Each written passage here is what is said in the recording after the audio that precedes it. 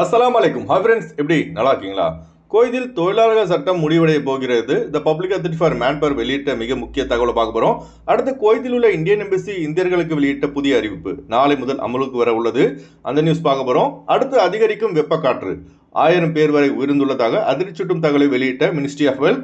அடுத்து சரக்கடிச்சு வாகனம் ஓட்டியவனை கைது செய்த உள்துறை அமைச்சகம். இப்படி பல முக்கியமான தகவல் இந்த வீடியோவில் இருக்கு. வீடியோ ஃபுல்லாக பாருங்க. உங்க நண்பர்கள் அனைவருக்கும் கட்டாயமா இந்த வீடியோ ஷேர் செய்யுங்க. இப்போ வாங்க குவைத்துடைய மிக முக்கியமான நியூஸை பார்ப்போம்.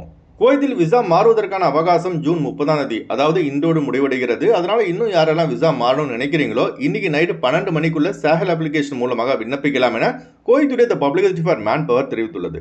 எஸ்எம்இ விசாவில், அதாவது முபாரக் கபீர் விசாவில் உள்ளவர்கள் அஹலி விசாவுக்கு மாறுவதற்கான ஒரு வாய்ப்பு இன்னைக்கு விட்டு அவ்வளோதான். நாளை முதல் மாற முடியாது. அதுபோல் நம்ம சப்ஸ்கிரைபர் பல பேர் பார்த்தீங்கன்னா ப்ரோ ஹாதிம் விசா டு ஷூன் விசா இப்போ மாற முடியுமான்னு கேட்டிருந்தாங்க. அதாவது இப்போ மாற முடியாதுங்க. குவைத்துடைய கவர்மெண்ட் ஷூன் விசாவில் தொழிலாளர்கள் பற்றாக்குறை ஏற்படும் போதுதான் ஹாதிம் விசா டு ஷூன் விசா, அதாவது வீட்டு தொழிலாளர் விசாவிலிருந்து கம்பெனி விசாவுக்கு மாறுவதற்கான ஒரு சட்டத்தை அறிவிப்பாங்க. அந்த டைமில் மட்டும்தான் ஹாதிம் விசா டு ஷூன் விசா மாற முடியுமே தவிர நாம் நினைக்கும் போது எல்லாம் மாற முடியாது. அதுபோல் குவைத்திற்கு வரக்கூடிய நம்ம ஆளுங்க அக்ரிமெண்ட் பேப்பரோட குவைத்துக்கு வருவது உங்களுக்கு பாதுகாப்பு. ஏன்னா அப்போதான் உங்களுக்கு கம்பெனியில் பிரச்சனையோ இல்லை அரபு வீட்டில் பிரச்சனையோ ஏதாவது இருந்தால் குவைத்தில் உள்ள இந்தியன் எம்பசி உங்களுக்கான உரிமையை பெற்றுத்தரும். அதனால குவைத்திற்கு ஒர்க் விசாவில் வருபவர்கள் அக்ரிமெண்ட் பேப்பரோடு வருவது உங்களுக்கு பாதுகாப்பானது. அடுத்து ஒரு மிக முக்கியமான தகவல், குவைத், சவுதி அரேபியா, அரபு எமிரேட்ஸ், கத்தார், பஹ்ரைன் ஆகிய அரபு நாடுகளில் வெயில் இப்போ ரொம்ப ஓவரா இருக்கு.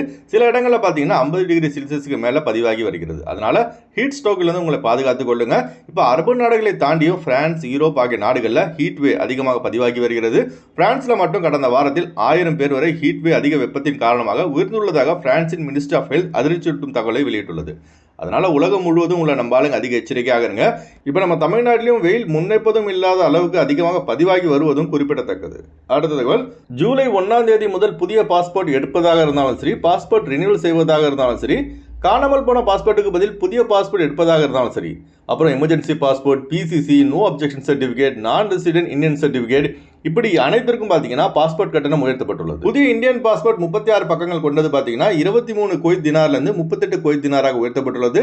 தக்கல் பாஸ்போர்ட் ஃபீஸ் பார்த்தீங்கன்னா 68 குவைத் தினார்லேருந்து 76 குவைத் தினாராக உயர்த்தப்பட்டுள்ளது. இதுவே தொலைந்த பாஸ்போர்ட்டுக்கு பதில் புதிய பாஸ்போர்ட் எடுப்பதற்கான ஃபீஸ் பார்த்தீங்கன்னா 46 குவைத் தினார்லேருந்து 65 குவைத் தினாராக உயர்த்தப்பட்டுள்ளது. இதுவே தக்கல்ல எடுப்பதாக இருந்த கட்டணம் பார்த்தீங்கன்னா 91 கேடியிலிருந்து 101 குவைத் தினாராக உயர்த்தப்பட்டுள்ளது. குவைத்தில் மட்டும் இல்லைங்க, இந்தியாவிலும் நார்மல் 36 பேஜஸ் பாஸ்போர்ட் எடுப்பதாக இருந்தால் ஜூலை 1ஆம் தேதி முதல் 2500 ரூபாயும், தக்கல்ல பாஸ்போர்ட் எடுப்பதாக இருந்தால் 5000 ரூபாய் கட்டணம் என நிர்ணயிக்கப்பட்டுள்ளது.